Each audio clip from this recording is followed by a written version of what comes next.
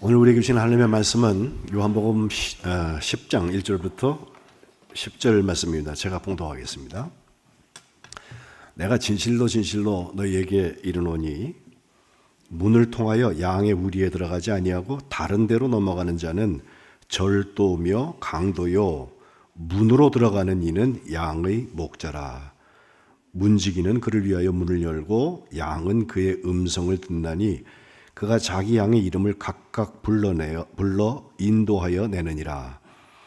자기 양을 다 내놓은 후에 앞서가면 양들이 그의 음성을 아는 고로 따라오되 타인의 음성은 알지 못하는 고로 타인을 따르지 아니하고 도리어 도망하느니라.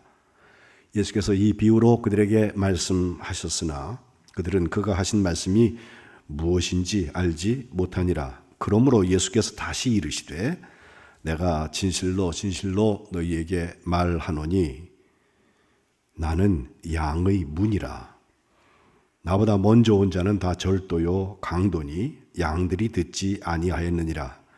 내가 문이니 누구든지 나로 말미암아 들어가면 구원을 받고 또는 들어가며 나오며 꼴을 얻으리라. 도둑이 오는 것은 도둑질하고 죽이고 멸망시키려는 것뿐이요 내가 온 것은 양으로 생명을 얻게 하고 더 풍성히 얻게 하려는 것이라. 아멘. 이는 하나님의 말씀입니다. 오늘 예배하시는 여러분들, 특별히 우리 박원순 장로님의 가족들이 같이 오셨는데 하나님께서 하늘문을 여시고 은혜와 평강 주시기를 축복합니다. 장로님도 기도해 주셨고 우리 모두의 관심사였던 지난 넉 달 동안의 과정이 지난 금요일에 11시 22분에 파면을 선고하면서 일단락졌습니다. 이제는 60일 안에 조기 대선을 해야 되는데 더 이상의 혼란이 없었으면 좋겠습니다. 새로운 출발선에 서서 이 나라 백성이라면 좌로 우로 치우치지 아니하고 사회 통합의 기능이 작동해서 정말 하나님께서 뭘 원하시는지, 하나님을 두려워하는 사람들이 하나님의 통치를 향하여서 진일보하는 역사가 있으시기를 축복합니다. 동영상 하나 볼까요? 우리 박원순 장로님 짧은 동영상 하나 만들었는데요.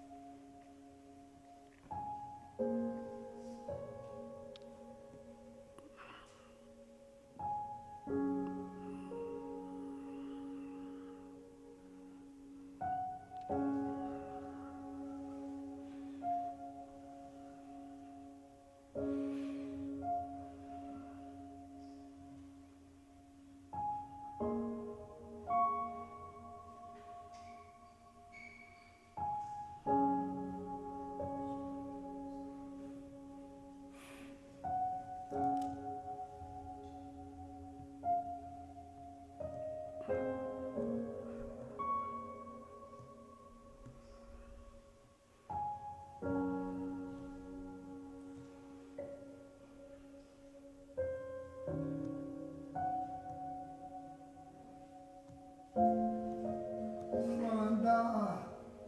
아멘. 너무나 동안이 사랑한다. 우리 아들들 건강하게 잘 지내. 너무나도 고맙고 즐겁고 사랑한다. 네.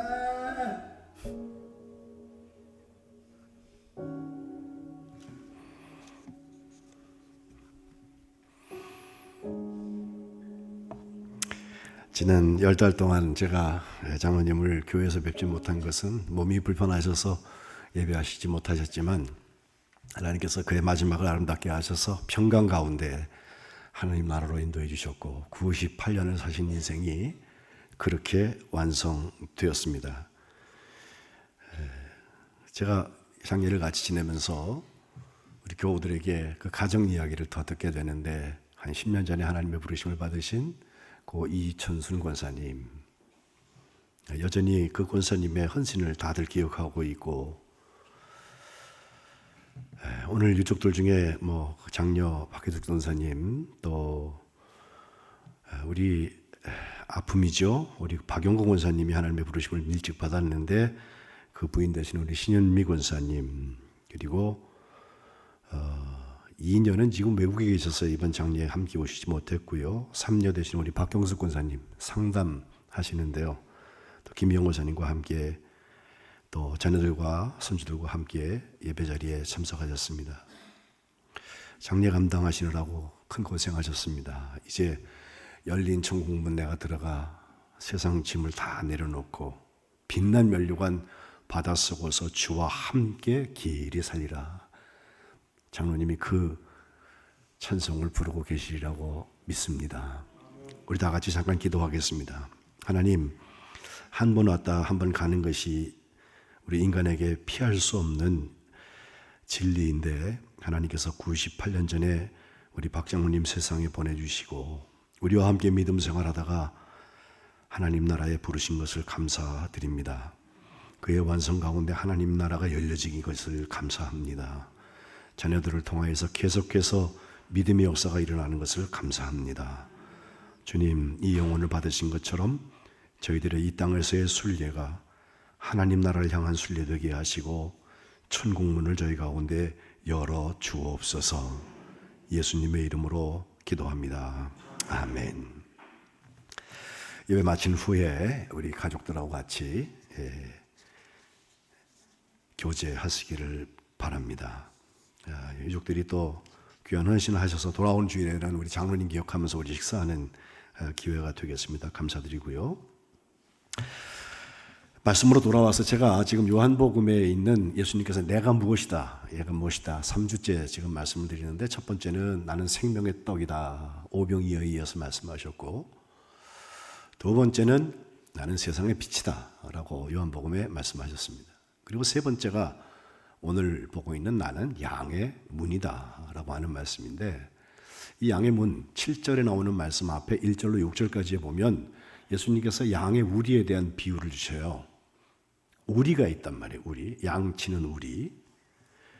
그 문을 가만 보면 목자는 거기를 들어갈 수 있는데 그렇지 않고 다른 데로 울타리 같은 데로 뛰어넘거나 목자 모르게 들어가는 사람이 있다면 그게 절도고 강도다. 1절 2절에 말씀하시면서 목자와 양의 관계를 이렇게 설명하시죠. 양이 목자의 음성을 듣는다는 거예요. 또 목자는 자기 양의 이름을 각각 불러서 인도해낸다. 인도해낸 다음에 4절에 보면 앞서서 가는 게 목자입니다. 예수님이 십자가의 길을 먼저 앞서서 가시죠. 그리고 양들이 그의 음성을 알아서 따라갑니다. 앞서가시고 따라가고 그게 목자 되신 예수님과 우리 사이의 관계입니다. 타인의 음성은 우리가 알지도 못하기 때문에 따라가지도 아니하고 오히려 도망하는 게 맞다. 이런 말씀을 주시는데 거기 앉아있던 사람들이 그 얘기를 뭔 얘기를 하는지 알아듣지를 못해요. 그래서 주님께서 하시는 말씀, 아주 못 박아서 하시는 말씀이 나는 양의 문이라고 말씀하는 거예요. 사실 제가 양 치는 자리에 그렇게 가까이서 제가 목축업을 하는 사람이 아니기 때문에 있지는 않았는데 한번 여행하다가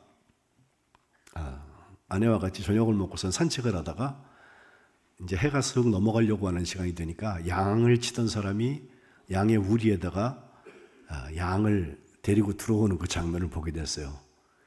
마지막 한 마리가 들어갈 때까지 끝까지 봤습니다. 보더콜리라고 하는 개가 있는데요. 개 중에서 IQ가 제일 높대요. 우리 사람으로 7살 IQ가 있다고 그러는데요.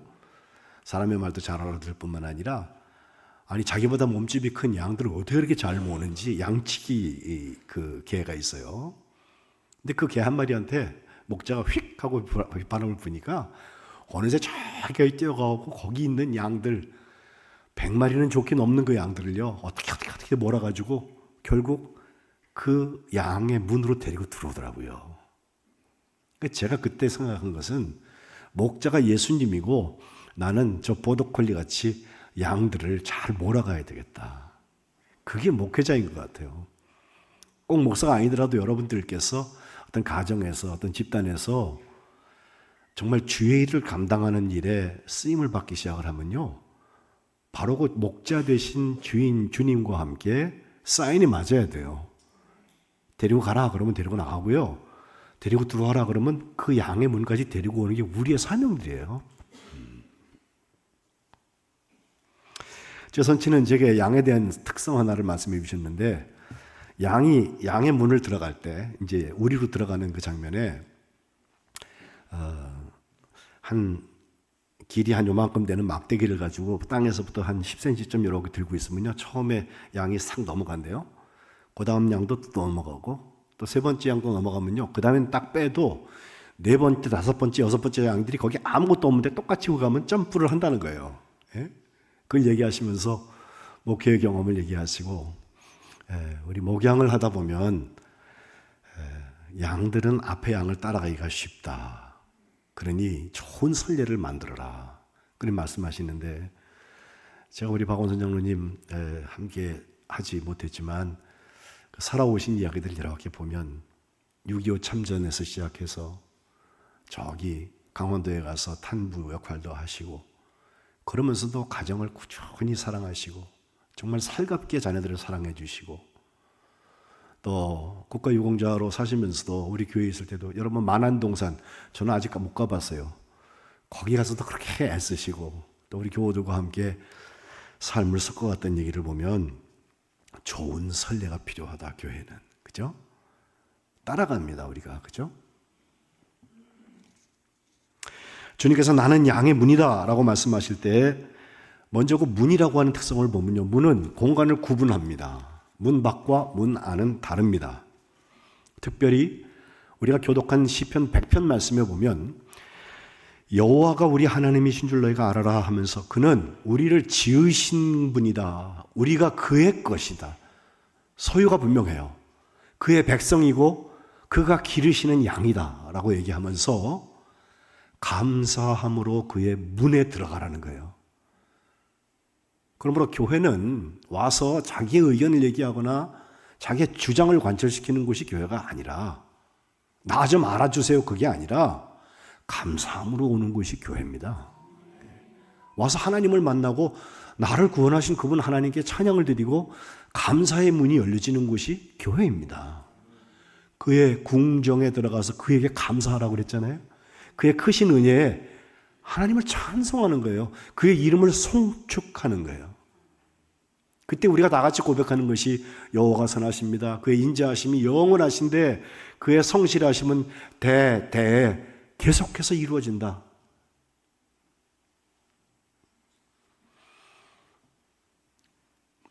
우리가 사순절에도 계속해서 성경을 읽다 보니까 요한계시록을 읽었잖아요. 소아시아 7교회에 대해서 2장 3장에 얘기한 다음에 4장 1절 시작에 보면요, 열린 문에 대해 얘기가 나와요. 하늘에 열린 문이 있다. 그 음성이 내리로 올라와라고 그러고 올라가니까 그때부터 마지막 때의 그 완성의 역사에 대해서 하나씩 가르쳐 주시고 보여주시고, 결국은 새 예루살렘 성의 문이 열려지는 것까지 우리가 보게 되는 것입니다.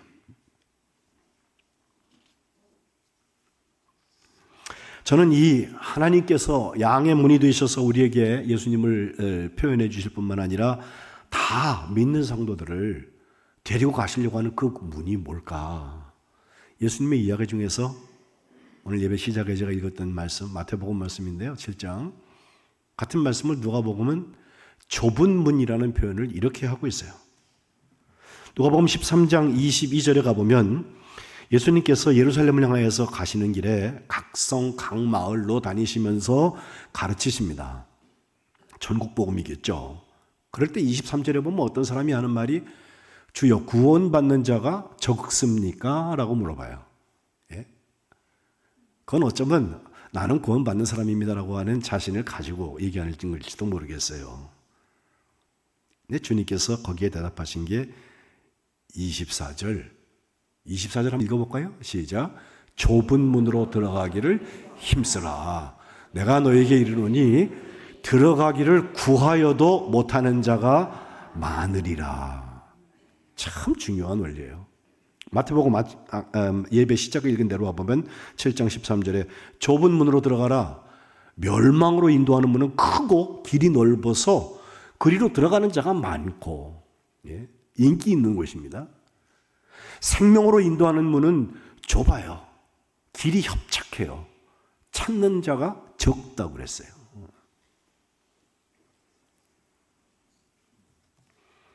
좁은 문으로 들어가기를 힘쓰라고 했는데 그 힘쓴다고 하는 말에서 애곤이라는 영어 동사, 있잖아요. 그 고통스럽고 고난스러운 거. 그게 나와요.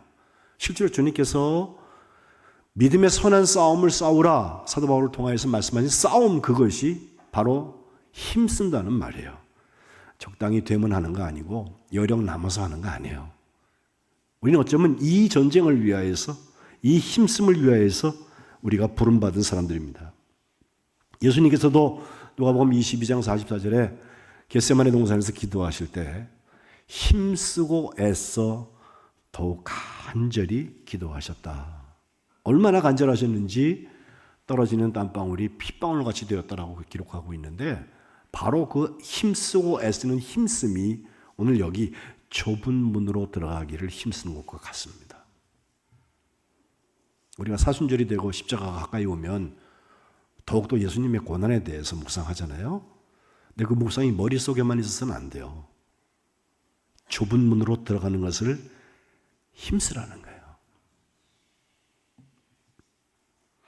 다행히도 그 생명으로 인도하는 그 구원의 문이 아직까지는 누구에게나 열려 있는데 25절에 보면 한 번 닫힌 구원의 문이 다시 열리지 않습니다. 밖에서 문을 두드리면서 주여 열어주소서 주여 주여 해도 대답이 오는 것은 나는 너희가 어디서 온 자인지 알지 못한다 라고 말씀한다는 것인데, 여러분 열처녀의 비유에서도 그렇죠. 뒤늦게 가서 등잔 기름을 가지고 온 처녀들이 우리도 열어달라고 한 번 닫힌 문에 대해서 아무리 흔들어도 주님의 대답은 내가 너희에게 이른다. 내가 너희를 알지 못한다 라고 말씀해요. 한 번의 결정, 그 결정 앞에 서 있는 것이 우리들인데, 그때 처절하게 26절로 돌아오면 호소하기를 우리가 주님 앞에서 먹고 마셨습니다. 또한 주님이 우리를 길거리에서 가르치신 분입니다. 뭐 이런 얘기를, 관계를 자꾸 설명하려고 하지만 27절에 다시 한번 나는 너희가 어디에서 왔는지 알지 못한다. 행악하는 모든 자들아 나를 떠나가라 라고 딱 잘라서 말합니다. 그때는 한 번 더 사랑해 주시지, 한 번 더 기회가 있을 텐데 아니에요. 그때는 없어요. 아브라함과 이삭과 야곱과 모든 선지자가 하나님 나라에 있을 때 밖에 쫓겨난 것을 보는 그 사람들은 그 밖에서 슬피 울며 이를 갈 것이다. 그때까지입니다. 누구나 그 정한 시간이 있고 이 우주적인 심판도 주님께서 완성으로 이루실 때가 우리에게 찾아옵니다. 때와 기한을 알지 못할 뿐이에요. 아버지께서 고난에 두셨다고 그랬어요. 중요한 것은 이제 그 양의 문이라고 주님께서 말씀하시면서 다시 한번 하시는 말씀, 누구든지 나로 말미암아서 들어가는 사람들, 예수님이라는 양의 문을 통해서 들어가는 사람은 첫째는 구원받는다는 거예요. 이게 복음입니다. 양의 문 대신 주님을 통하여서 천국문으로 들어가는 구원의 역사가 예배하시는 모든 분들 가운데 있으시기를 축복합니다. 그것 빼놓고 다른 거 자꾸 얘기하면요, 그 초점을 흐리기가 쉬워요. 우리는 결국 그거 하는 거예요. 예수 믿고 구원받는다는 거 아주 공식처럼 다 외우고 하도 들어서 귀에 못이 박혔을지 모르지만 결국 삶을 정리하는 시간이 되면 그가 예수 믿고 구원받으신 분입니까? 그렇지 않은 분입니까? 우리는 나눌 수밖에 없어요.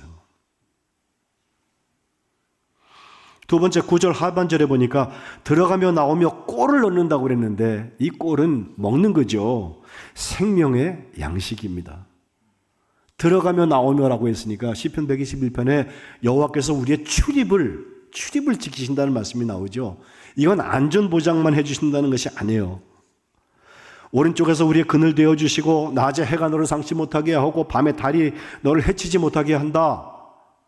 이 해함에서부터 우리를 자유한 것뿐만 아니라 환난도 면하게 하시고 내 영혼을 지키게 하신, 너무너무 좋은 얘기 같은데 정말 하고 싶은 얘기, 8절 여호와께서 너의 출입을 나가고 들어옴을 지금부터 영원까지 지키시리라고 하시는 말씀은 우리에게 생명수와 생명의 양식을 허락해 주시는 것을 말합니다.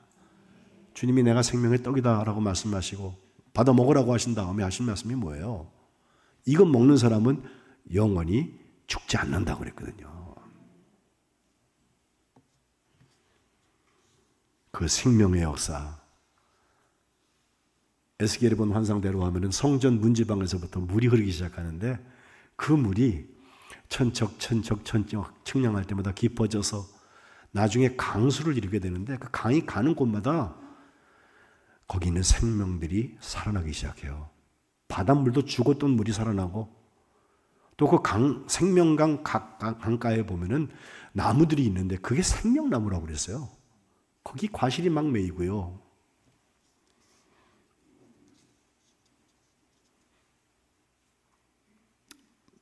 잎사귀가 약재료가 되어서 사람들을 살리는 역사가 일어나고 오늘날 교회의 존재 이유가 바로 이 생명의 역사에 있는데 생명에 관심 없는 교회들이 많아요. 저는 우리 만한 Peace for all, 모든 이에게 평강을 평안을이라고 한자 쓰잖아요. 이것은 좋은 게 좋은 겁니다의 평안이 아니에요. 생명의 역사를 주시기 때문에 평안입니다. 영원한 생명 붙들고 승리하는 우리 만한 가족들 다 되시기를 주님의 이름으로 축복합니다. 저는 주님께서 말씀하신 양의 문과 함께 꼭 우리가 묵상해야 되는 것 하나가 우리가 가지고 있는 문 하나가 있어요. 제가 세상의 빛이라고 하는 윌리엄 홀만 헌트라는 사람의 그림을 여러분께 보내드린 일이 있어요. 바깥에서 등불을 하나 들고 예수님께서 문을 두드리고 계신데 저 문이 원작을 가서 보아도 아주 막 담쟁이가 올라와 있고요. 문 안 열어본 지 오래된 문 같은 문이 하나 거기 있어요. 그 문의 특징이 뭐예요? 바깥에 손잡이가 없어요. 바깥에서 열게 안 돼 있고 속에서 여는 문이에요.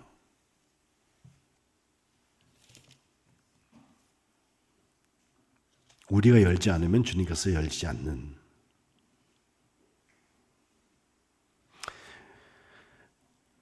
영국의 옥스포드 케블 대학의 채플 벽에 걸려있는 그 그림인데 저 그림을 수많은 사람들이 보았죠. 저도 여러분에게 보여드리잖아요. 근데 저것을 저 그림이 그려진 때에 살았던 윌리엄, 똑같은 윌리엄인데 하우라는 감독이 그것을 보게 돼요. 그는 성공회의 감독인데 그가 런던 동부에 있는 아주 어려운 지역에서 교구를 맡아서 섬겼기 때문에 빈민촌 공정의 인부들을 섬기면서 목회를 했는데 그의 별명이 빈민의 감독 혹은 어린이들의 감독이라는 별명을 가졌는데 그가 한 60곡쯤 찬송시를 썼는데 우리가 예배 설교하기 전에 불렀던 주 예수 대문 밖에 기다려 섰으나 단단히 잠가두니 참나의 수치라. 그죠? 주님께서 거의 간곡하게 권하는 말씀 하나, 내 죄로 죽은 나를 박대할 거냐? 그래서 내가 죄를 회개하고 곧 문을 엽니다. 드셔서 좌정하셔서 떠나지 마옵소서.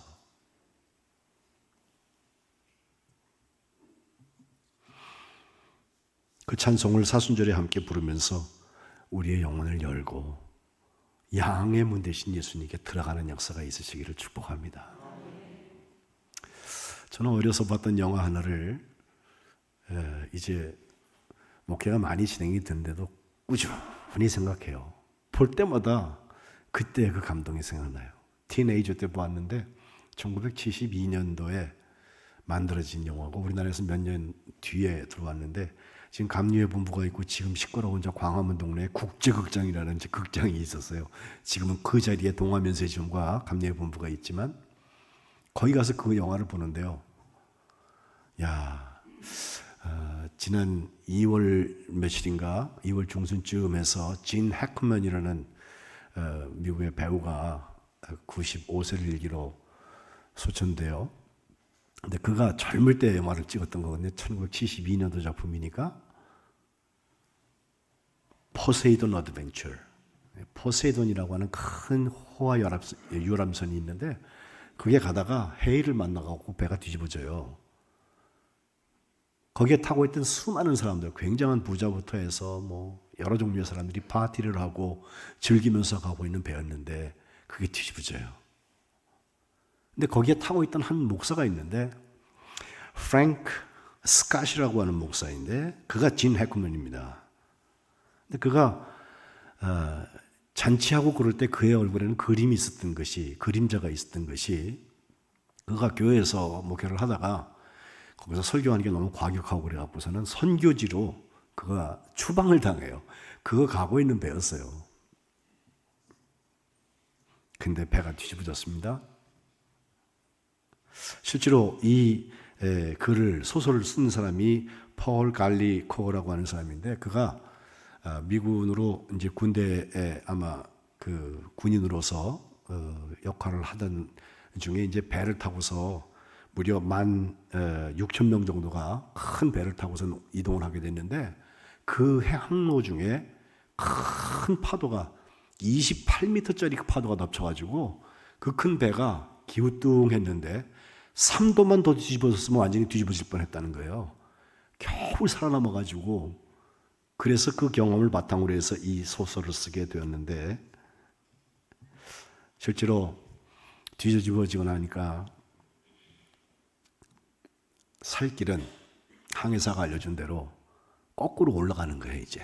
그래야지 그 마지막 골든타임에 사람을 살 수 있겠다 싶어갖고 사람들 몇 명 데리고서 일로 가야 산다고 해서 몇 사람 데리고 가요. 근데 그 가는 길에 문이 계속 있잖아요. 그것도 뒤집어진 문이에요. 근데 뒤집어진 문을 예전에 천장이던 곳이 지금 바닥이 되어 있는 곳을 어떻게든지 뚫고 저 바닥 끝으로 올라가서 기관실을 지나서 프로펠러 있는 쪽이 제일 위에 갈 때니까 글리 가라 그래가지고선 데리고 가는데 가다가 중간에 한 일행을 만났는데 우리보다 수도 많아요. 근데 그 작가가 아니 감독이 그것을 잘 그린 것은 그들의 얼굴에 핏기가 없어요. 근데 보니까 내가 왔던 그 길로 가는 거예요. 거기 지금 금방 물이 잠겨가지고 글리 가면 죽는다고 아무리 얘기해도 우리는 우리의 지도자가 되는 저 의사 선생님을 따라서 갑니다 하고 그 사람들이 그리로 가요. 못 말리죠. 스캇 목사가 데리고 가는 일행들이 계속해서 그 일행 중에도 희생자가 나와가면서 끝까지 올라가게 되는데 맨 마지막 저 문 열고 들어가면 이제 기관실이 나올 것 같은데 안 간다는 거예요. 그래서 먼저 목사가 가보았어요. 갔더니 길이 있어요. 돌아와가지고 이리 가면 된다고 그러고선 하나씩 끌고 가는데 바로 그때 한 번 폭발이 일어나면서 그 문을 향하여 들어가는 곳에 스팀이 뜨거운 증기가 막 나와요. 그때 프랭크 스캇 목사는 거기 매달려가지고서 그 문을 여는 무손잡이에 매달려가지고서 절규합니다. 아마 이 영화의 가장 클라이맥스는 거기 아니었을까. 몇 사람의 생명이 더 필요하십니까? 하나님께 얘기하면서 제 생명을 원하십니까? 그렇다면 데려가시오. 예수님께서 십자가에서 하셨던 말씀 같아요. 그리고 앞에 오고 있는 나를 바라보고 있는 몇 명 안 남은 사람들에게 하는 말 너희들은 할 수 있으니 계속해서 가라 하면서 그 스팀을 잠궈놓고 뚝 떨어져서 사망합니다. 2분만 그 영화를 볼까요? 마지막 장면. 그도 연이어 희생자가 발생하자 마음이 찢어질 것 같습니다. 거기다가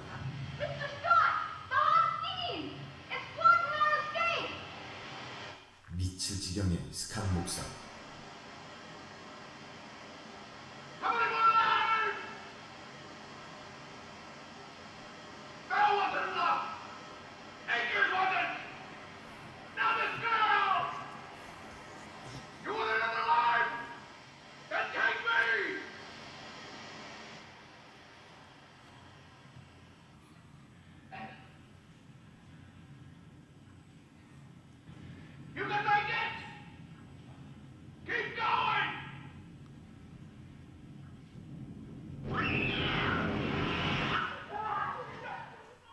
믿을 수 없는 스탄 목사의 죽음.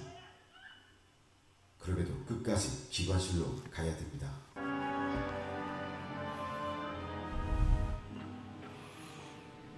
드디어 기관실의 문이 열리고 가장 얇은 부분 쪽으로 구조 신호를 보냅니다.